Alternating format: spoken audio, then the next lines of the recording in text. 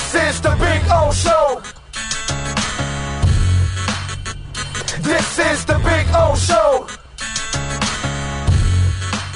Righty, welcome back to the beautiful KSDT CPA offices here in Doral. And we are ready to talk a little fantasy football. Get those questions ready. Load them up on the Welt and Rayom text line at 855-912-1056. That's 855-912-1056 on the Welt and Rayom text line. You can also put it now on the YouTube chat board. It will not get lost. Of course, you can send in a super chat with your question. That'll be easily found also on the YouTube chat board. And, of course, you can make a donation through Cash App or Venmo and send in your question there at Cash Big O Show. That is Cash Big O Show. And if you want to donate some Bitcoin, I don't mind. I love when you donate a little Bitcoin and ask your question at the same time. Scotty, how you doing, my man? You doing all right? I'm doing all right. I woke up with a little bit of a upset stomach, and I couldn't really explain it. And then I realized that the Jets are playing Zach Wilson this week, and then everything made sense. So, I had to move Zonovan Knight down a little bit. I had to move Garrett Wilson down a little bit. I thought that Elijah Moore was startable this week. That goes out the window. I thought the Jets were a great bet this week. They still may control that game. I don't like the Lions against that Jets defense, but and not that quarterback. Sure. No. Now listen, Mike White took a beating.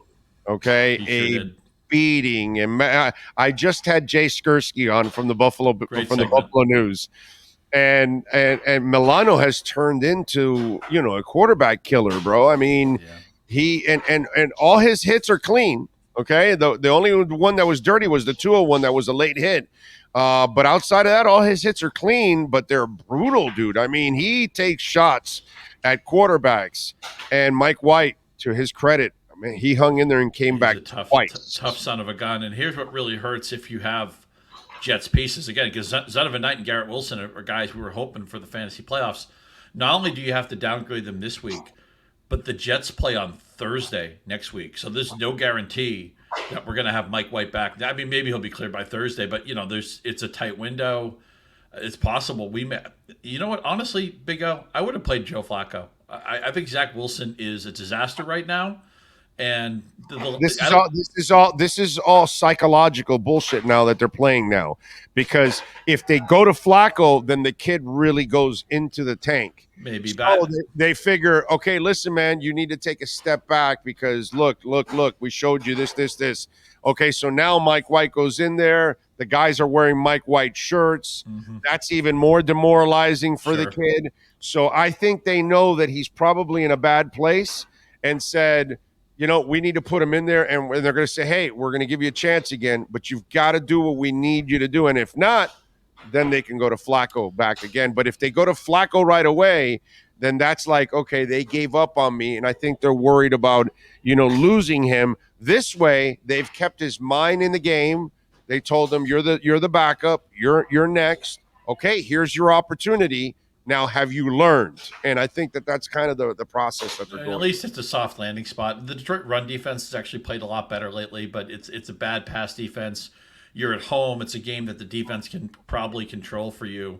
So I want to make it clear that one of my other takeaways is that I'm very skittish on. I'm not playing golf this week. You have to play St. Brown, obviously. He's a target monster, but and maybe Jamal Williams just for the touchdown equity. I would not play Swift. I would not play anybody in the pass game other than St. Brown. I wouldn't play a DJ Chark, who's actually a pretty good player. I wouldn't play Goff if you can avoid it. And I know it's difficult. Big O, we've been talking fantasy a long time. This is the hardest year to fit quarterback. Usually quarterback's the easiest position. It's the I always tell people who are new to fantasy, well, in real life football, quarterback's everything. In fantasy football, it's not that big of a deal because you can get a good quarterback anywhere. That is not true in 2022. And I don't need to tell you what's going on. I mean, Miami, after two really rough games, the 49ers, fine. Their defense is great. The Chargers gave them a hard time, and now they got to face that Buffalo team. Again, you just talked about in the prior segment, it's a night game. It's a game that weather could impact it. And I have some Tua teams. I'm not sure what I'm going to do. Yeah, no, I'm with you there. By the way, just now I've got this thing in front of my texting that it wants me to do something, and now I can't get to my texts. This is weird. So I've got to do something here. Uh, okay, I don't know what the hell is going on here, but I'm trying to. Oh man. Flex question: Amari Cooper, Gabe Davis, or Goddard or Freemuth.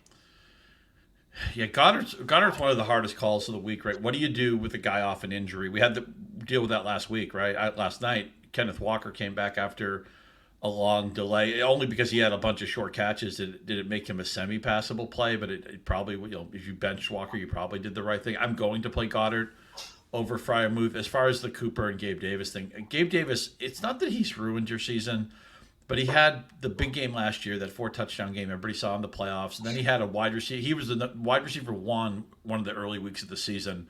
And it's forced you to play him the rest of the year, and he's been a disappointment. I know Cooper has missed some practice time this week. I know Deshaun Watson has not played well, but I would have to play Cooper over Gabe Davis. And the tight end thing again. Pittsburgh's got 9 touchdown passes.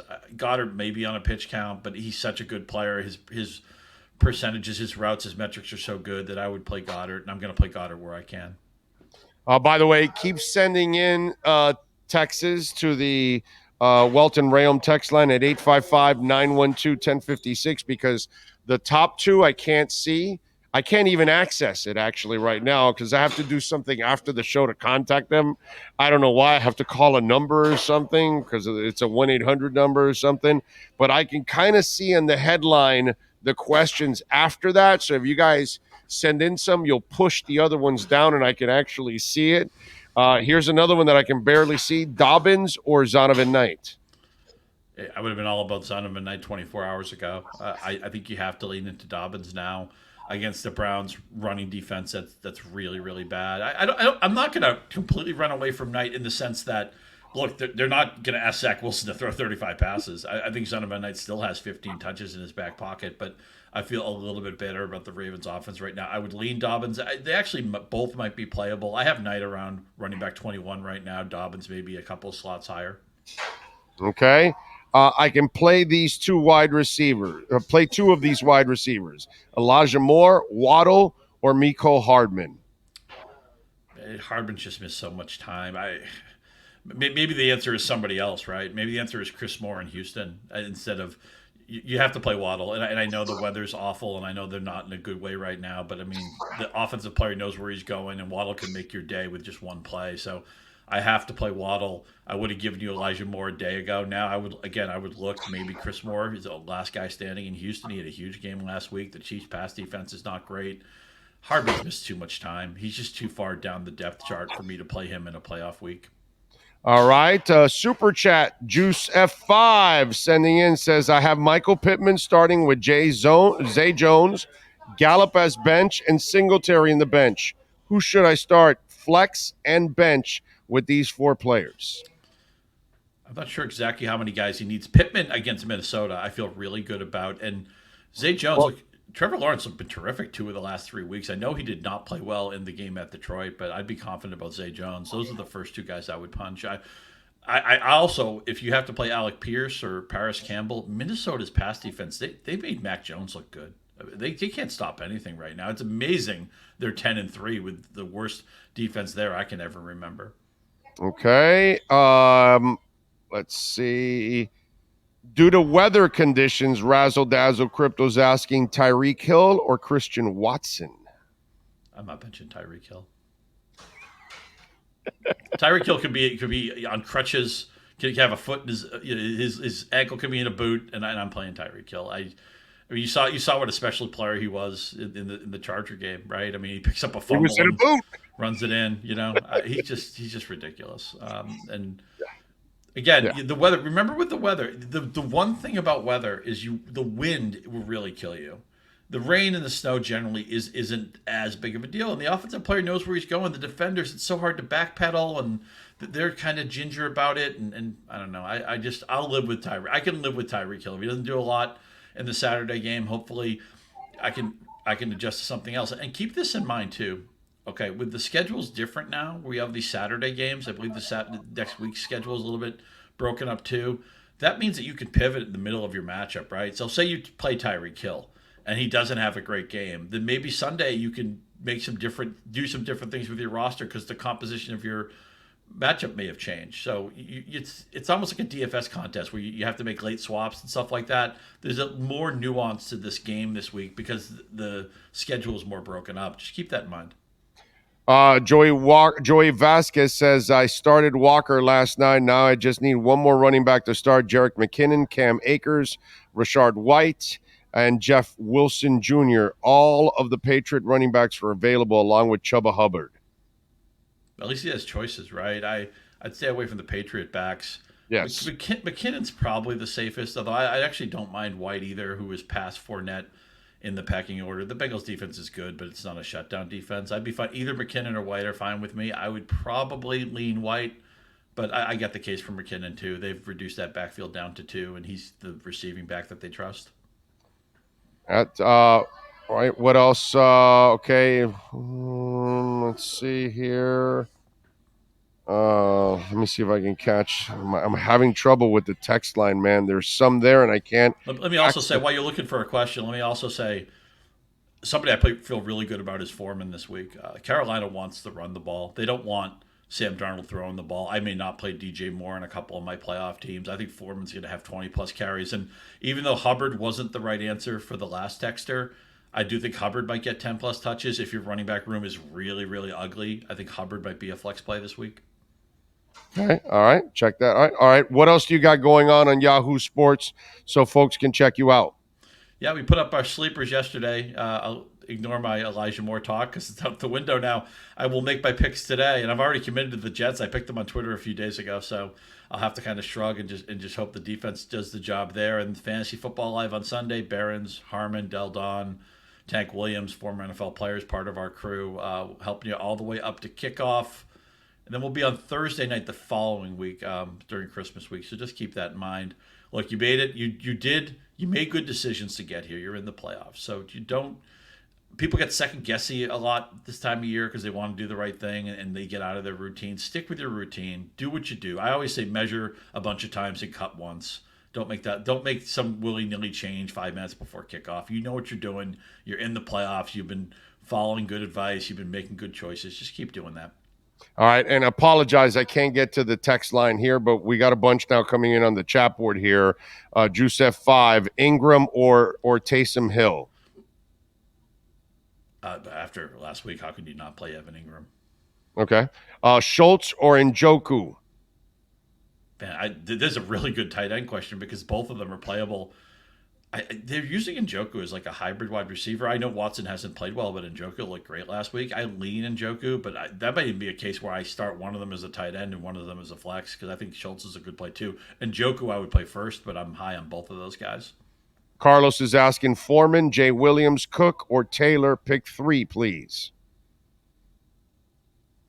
Man, that's really, really hard. I guess Williams I like the least, but I'd be fine with any of the 4. A little frustrating that Cook ran so poorly last week, but the Lions defense had a say in that. I don't think you can go wrong with any of those guys. I like Williams the least, but that's I'm envious of that running back room. Tua or Rodgers?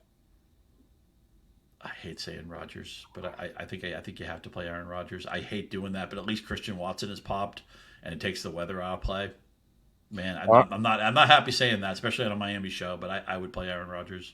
All right. Saints or Cowboys defense, and should I play Tyreek Hill in the snow or Montgomery in his place? I'm definitely playing Tyreek Hill, but the Saints at home against the rookie quarterback. I don't know. Wide range of outcomes for Ritter. Mariota wasn't playing well, so maybe it's not a downgrade, but they're probably going to run the ball. I lean Saints just because they're at home, and the Cowboys have to deal with Trevor Lawrence, who I think is really coming on right now. The Cowboys also have a lot of secondary injuries. With how the Dolphins have looked, should I trade Waddle for CeeDee Lamb? My friend offered to me. Yeah, I think you have to take that. Just you take the elements out of play, and Lamb is – they don't throw the ball maybe as proactively, but he's the guy. He's the number one target guy where a lot of times it's going to be Hill in Miami. I'm not down on Jalen Waddle long term, but in the short term, I think Lamb is the play. Pacheco or Christian Watson for a flex? I like them both. just Pacheco can touch it 15, 18 times, and Watson can't. Watson's been living on those touchdowns, which could go away at any time. I'd be fine playing either one of those guys, but when I see Pacheco against that Texans run defense, I got to press that button. All right, Saints or Cowboys? Yeah, go with the Saints because I don't want to mess with Trevor Lawrence. And again, the Cowboys' secondary cluster injuries in the secondary have me a little bit concerned. I'll probably take Jacksonville with the points as well. Follow him on Twitter at Scott_Pianowski. Couldn't get a question in. You can send it to him. Maybe he'll answer it and give you the insight that you're looking for. Check it out at Yahoo Sports as he and, of course, Andy Behrens fill you in and many others. They're at Yahoo Fantasy, and you can catch both as our bookend tackles. Mondays and Fridays right here on the SportsGrill.com Fantasy Football Zone. Scotty, have a great weekend, my brother, and may the big wins be yours. Yeah, good luck, everybody. I hope you're having a great holiday season, and we will be here to shepherd you through the playoffs. Your success is our reward. We appreciate you hanging with us all year, and we'll talk to you next week. You got it. Thank you, Scotty. Appreciate you immensely. There you go. The great Scott Pianowski. And remember, when you talk about Sports Grill, 7 awesome locations. The 8th location is coming very soon in Doral. And right now, they've got going on $1.50 Bud Light drafts during the NCAA and NFL games. Remember, the bowl games are going on now. They're about to start, so you get to enjoy them also during those games. New cocktails like the cherry lemonade and the tailgate tea, only $5 during NCAA and NFL games. Domestic pitchers are only $12. Bone-in wings, 15% off. They added the buttermilk chicken sandwich now to the menu, a good addition, a new addition, a delicious addition. Buffalo tater tots, and Sports Grill is known for their sauces. The buffalo sauce, the Miami Heat, the blackberry, the barbecue, the Dale. They've got it there. You can take it home and douse all of your food with all of those sauces. SportsGrill.com. Check out the nearest location to you. And thank you for tuning in to the SportsGrill.com Fantasy Football Zone.